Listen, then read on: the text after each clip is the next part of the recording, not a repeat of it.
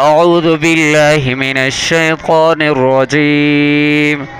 بسم الله الرحمن الرحيم.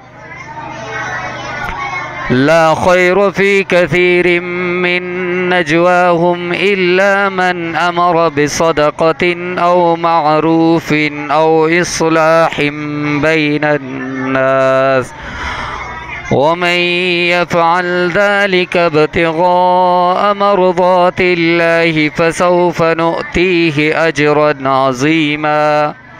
ومن يشاقق الرسول من بعد ما تبين له الهدى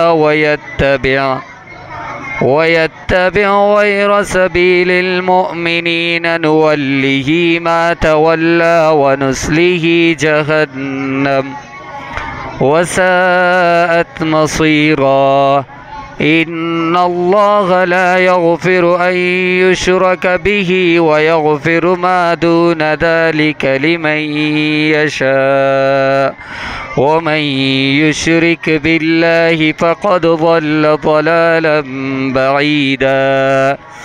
إن يدعون من دونه إلا إناثا وإن يدعون إلا شيطانا مريدا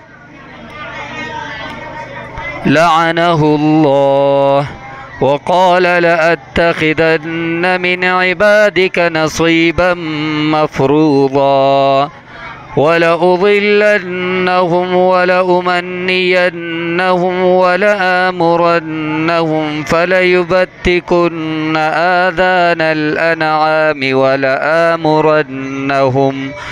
ولآمرنهم فليغيرن خلق الله.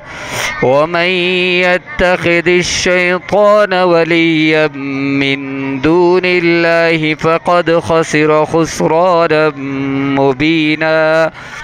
يعدهم ويمنيهم وما يعدهم الشيطان إلا غرورا. أولئك مأواهم جهنم ولا يجدون عنها محيصا. صدق الله العظيم. والسلام عليكم ورحمة الله وبركاته.